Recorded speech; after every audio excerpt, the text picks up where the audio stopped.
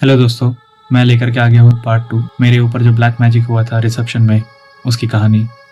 अगर आपने पार्ट 1 नहीं देखा है तो मैं आपसे गुजारिश करूँगा कि आप पहले पार्ट 1 देख लें ताकि आप भी अवेयर हो जाएं, आपके पास भी पूरा नॉलेज हो, पूरा ज्ञान हो कि किस तरीके से लोग आपके साथ हार्म कर देते हैं और किस तरीके से आप उनसे बच सकते हो। तो पार्ट 1 का लिंक ऊपर आ रहा होगा, आप उस पर क्लिक करके पहले पार्ट 1 देख लीजिए, फिर पार्ट 2 देखिए। तो पार्ट 1 में मेरे रिसेप्शन के बाद हम लोग घर आकर के एनवलप खोल रहे थे और सारे गिफ्ट्स देख रहे थे जो हमारे रिलेटिव्स देकर के गए थे। उसमें से मेरे का जब एनवलप हमने खोला तो उसमें 2000 रुपये और उसके साथ 2 लकड़ियाँ मिली थी जो काले धागे से बंधी हुई थी क्रॉस के शेप में। वो एनवलप, वो रुपए और वो टहनियाँ मेरे माँ के हाथ में थे। मेरी माँ उनको देख करके बहुत घबरा गई और किसी को भी छूने नहीं दिया। उनका ये मानना था कि जो भी उन लकड़ियों की टहनियों को छुएगा या रुपए को छुएगा या एनवलप को छुएगा वो भी काले जादू के अभिशाप में आ जाएगा। उन्होंने तुरंत वो 2 जो टहनियाँ जुड़ी हुई थी काले धागे से उनको खिड़की खोल करके खिड़की से बाहर फेंक दिया। मुझे आज भी अफसोस होता है कि काश अगर वो टहनियों की एक फ़ोटो ले ली होती तो हमारे पास रिकॉर्ड होता, प्रूफ होता कि हमारे साथ क्या हुआ था। हम सभी इस बात से अनजान थे कि वो क्या था और बहुत डरे हुए थे और कांप रहे थे। इसीलिए हम पास के मंदिर गए और भगवान को प्रे किया कि हे प्रभु, अगर इसमें कोई काला जादू किया हुआ है, कोई अभिशाप है तो उसको काटिए। कुछ दिन बीत गए और धीरे धीरे घर की हालत ख़राब होने लगी। लोग अक्सर चिड़चिड़ाए रहते थे और ऐसा महसूस होता था कि जैसे सारे लोग परेशान हैं। हम सारे अक्सर बैठ करके सोचते थे कि अब क्या किया जाए, लेकिन कोई रास्ता नहीं सूझ रहा था।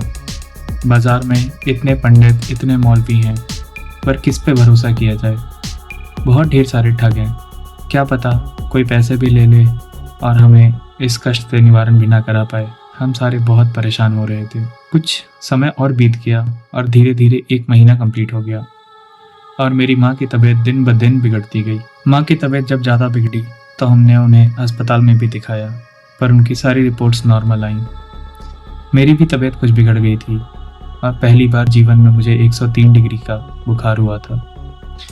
हम में से कोई भी इस बात को नहीं जानता था कि किसको कांटेक्ट करें, किससे जा कर के मिलें कि इस कष्ट से निवारण मिले हम लोगों को। ऐसा लग रहा था कि मानो हम एक टिकिंग टाइम बॉम्ब पे बैठे हैं और बस वेट कर रहे हैं कि कब फटे।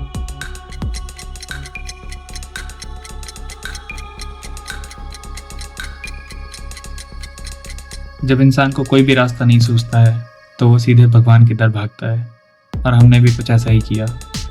हम सीधे राजस्थान में स्थित खाटू श्याम जी के पास गए और उनको प्रे किया कि मार्गदर्शन करें, इस चीज़ से छुटकारा दिलाएं।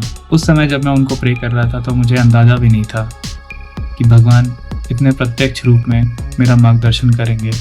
एक दिन ऑफिस के बाद यूं ही मैं एक नज़दीकी मॉल में चल गया था कुछ कैमरा की एक्सेसरीज़ को खरीदने के लिए।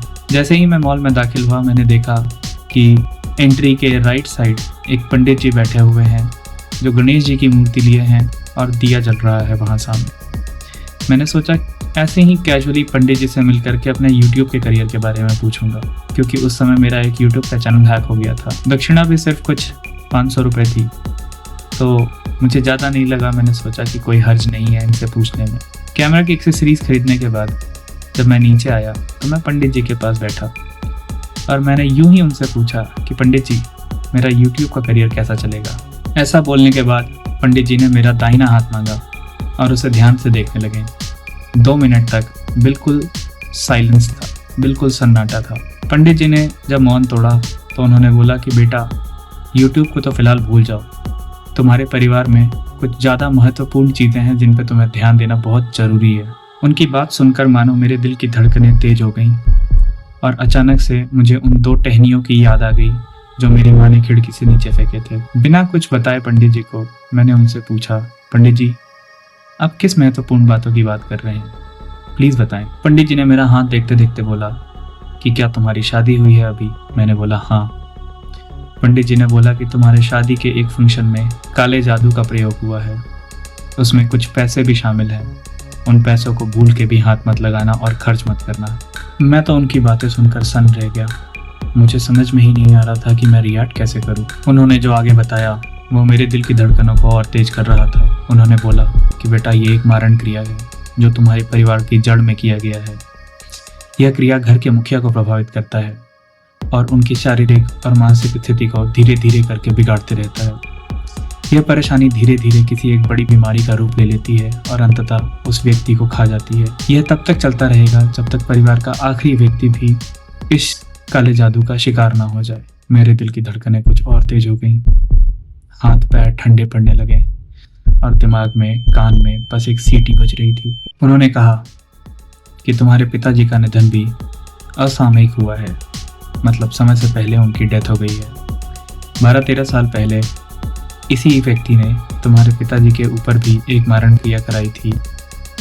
वह मारण क्रिया एक जमीन के विवाद से उत्पन्न होती है। पहले उसने तुम्हारे पिताजी को खाया और अब वो तुम्हारे पूरे परिवार पर निशाना साध रहा है। ये सुनकर मेरी हालत और ख़राब हो गई थी। मेरे हाथ पैर मानो पूरे ठंडे हो गए थे, मेरा शरीर ठंडा पड़ गया था और मेरे दिमाग में सोचने की क्षमता बिल्कुल ही खत्म हो गई थी। पंडित जी ने आगे मेरा हाथ देखते हुए बोला कि ये कोई साधारण तंत्र नहीं, ये एक बहुत बड़े तांत्रिक ने, जो कि तामसिक उपासक है और बहुत बड़ा तंत्र मंत्र का ज्ञाता है, उसने किया है। ये वही तांत्रिक है जो तुम्हारे उस रिश्तेदार के संपर्क में हमेशा रहा है और इसी ने तुम्हारे परिवार के ऊपर 2 बार काला जादू किया है।